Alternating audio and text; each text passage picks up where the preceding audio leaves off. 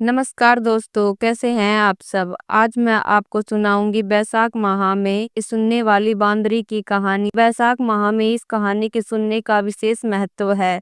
तो आइए शुरू करते हैं। एक राजा था, वह बैसाख माह में प्रतिदिन ब्रह्म मुहूर्त में उठकर गंगा जी में स्नान करता था। राजा का आदेश था कि मुझसे पहले गंगा जी में कोई भी स्नान नहीं करेगा। राजा जब गंगा जी में स्नान करने जाते तो उन्हें प्रतिदिन शांत जल के स्थान पर हिलता हुआ हलचल युक्त जल दिखाई देता था। तो राजा को संदेह हुआ कि निश्चय ही मुझसे पहले कोई प्रतिदिन गंगा जी में स्नान करता है। अतः राजा ने नदी के तट पर पहरेदार बैठा दिए। गंगा जी के तट पर एक वृक्ष था, उस पर एक बंदरिया रहती थी। वह प्रतिदिन राजा के स्नान करने से पूर्व स्नान करके वृक्ष पर बैठ जाती थी। इस प्रकार होते होते पूरे बैसाख माह व्यतीत हो गया, किंतु अंतिम दिन राजा के पहरेदार ने यह देख लिया और उस बंदरिया को पकड़कर राजा के पास ले गए और कहा कि यह बंदरिया आपसे पूर्व गंगा जी में स्नान करती है। उधर राजा की प्रतिज्ञा थी कि यदि कोई स्त्री मुझसे पूर्व स्नान करती होगी तो मैं उससे विवाह करूंगा।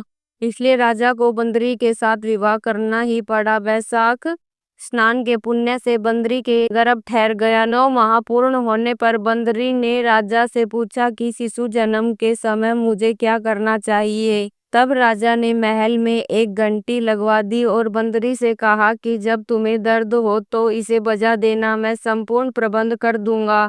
राजा की अन्य रानियां भी थी जिन्हें कोई संतान नहीं थी, अतः बंदरी को गर्भ है यह समाचार जानकर अन्य रानियां मन ही मन उनसे ईर्ष्या करने लगी और भावी संतान का नाश करने हेतु विभिन्न योजनाएं बनाने लगी। घंटी लगी देखकर एक रानी ने बंदरी से इसका कारण पूछा। बंदरी ने संपूर्ण वृत्तांत बता दिया।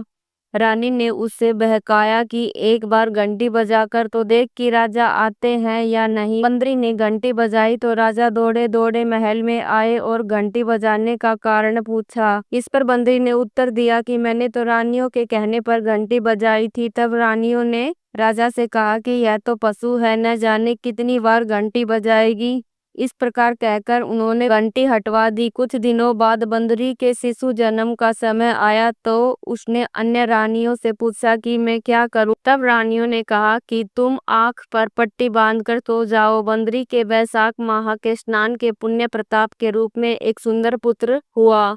शिशु के जन्म होते ही उसके रोने से पूरी रानियों ने उसे एक टोकरी में रखकर दासी को दे दिया और आदेश दिया कि उसे नदी में बहाकर आ जाओ और उस शिशु के स्थान पर एक पत्थर रख दिया। राजा को भी कहला दिया कि बंदरी ने एक पत्थर को जन्म दिया। राजा ने सुना तो उन्होंने भी संतोष कर लिया कि जब दूसरी रानियों के संतान नहीं है तो यह तो बंदरी है अर्थात पशु है, इसके क्या संतान होगी। उधर दासी ने उस सुंदर शिशु को नदी में नहाकर कुम्हार के खदड़ में रख दिया। दूसरे दिन कुमार कुमारिन खदड़ आए तो वहां एक सुंदर शिशु को रोते हुए देखा। कुमार कुमारिन भी निसंतान थे, अतः उन्होंने उस शिशु को अपने लिए भेजी गई भगवान की भेंट माना और बड़े प्रेम से शिशु का पालन पोषण करने लगे। कुछ बड़ा होने पर उस बालक को यह ज्ञात हो गया कि वह रानी बंदरी का पुत्र है, को रानियों ने मरवाना चाहा था। एक दिन वह बालक कुम्हार के बनाए हुए मिट्टी के हाथी घोड़े लेकर पनघट पर जा बैठा और दासियों को देखकर कहने लगा, आओ रे मेरे मिट्टी के हाथी घोड़े, पानी पियो। जब दासियों ने यह बात सुनी तो वे हंसने लगी और बोली, अरे मूर्ख, कभी मिट्टी के हाथी घोड़े भी पानी पीते हैं।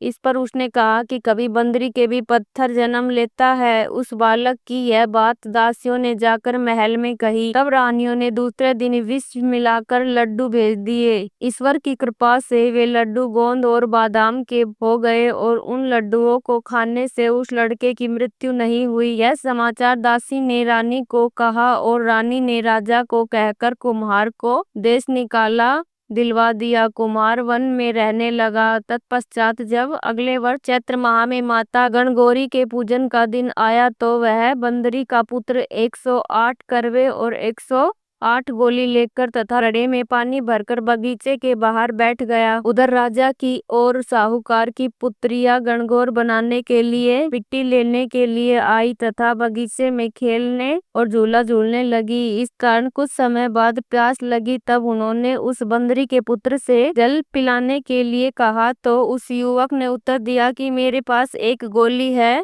उसे खाती जाओ और मेरे चारों ओर फेरे लगाती जाओ, तब मैं तुम्हें जल पिलाऊंगा। इस पर पहले तो कन्याओं ने मना किया, किंतु प्यास तीव्र होने के कारण मान गई। इस प्रकार गोली खाने एवं उस युवक के साथ फेरे लेने से वे गर्भवती हो गई।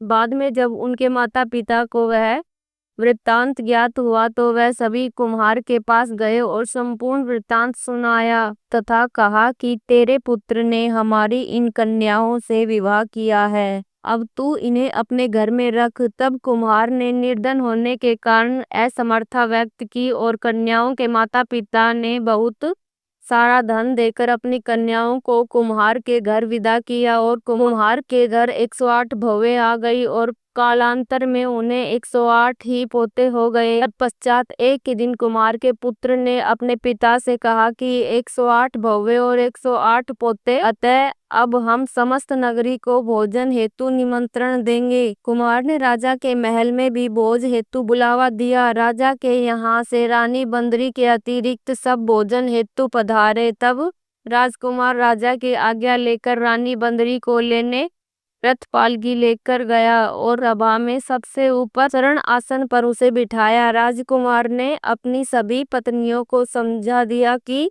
बंदरी मुझे जन्म देने वाली माता है, अतः एक एक बहू रानी बंदरी के चरण स्पर्श करती गई और एक एक सोने का सिक्का और पोते को गोद में देती गई। जब राजा और अन्य रानियों ने यह सब देखा तो कुमार के पुत्र से इसका कारण पूछा। रानियों को तो संदेह होने लगा कि यह अवश्य ही बंदरी का पुत्र है, इसलिए रानियां रूठकर राजा को कहने लगी कि कुमार के पुत्र ने हमारा अपमान किया है और बंदरी का सम्मान किया है, अतः हम लौटकर जा रही हैं। इधर राजा को पुत्र के जन्म का संपूर्ण रहस्य ज्ञात हो गया था, इसलिए उन्होंने रानियों को देश निकाला दे दिया और सभी पुत्र वधुओं एवं पुत्रों को लेकर महल में आया। राजकुमार का राज तिलक हुआ। कुम्हार कुम्हारिन को राजकुमार ने महल में रहने के लिए निवेदन किया, किंतु वे नहीं माने। तब राजा ने उन्हें ढेर सारा धन दिया।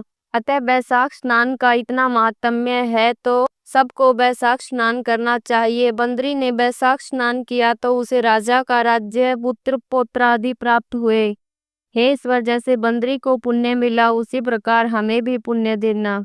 तो दोस्तों, आपको ये कहानी कैसी लगी? अगर अच्छी लगी हो तो कमेंट में लिखकर जरूर बताइए और मेरे चैनल को सब्सक्राइब कर लीजिए ताकि अगली वीडियो की नोटिफिकेशन मिल जाए। धन्यवाद दोस्तों।